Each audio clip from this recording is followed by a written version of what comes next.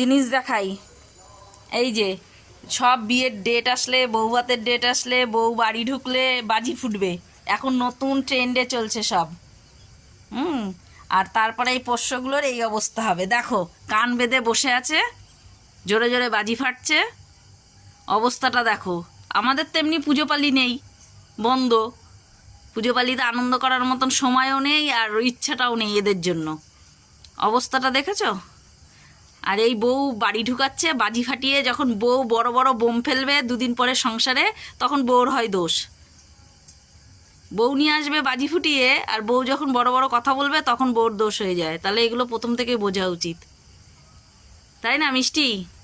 অবস্থাটা দেখো, একটু আগেও ঘুমাচ্ছিল, কানটা বেঁধে রেখেছি।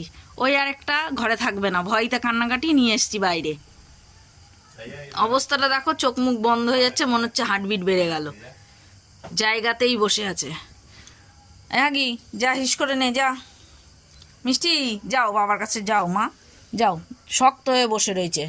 আমাদের এই বাজি ফাটলেই যা হয়। চলো চলো চলো চলো, আর ফাটবে না, আর ফাটবে না, অনেকগুলো ফেটেছে, আর না। এবার ক্ষান্ত দিয়েছে, বুঝেছো?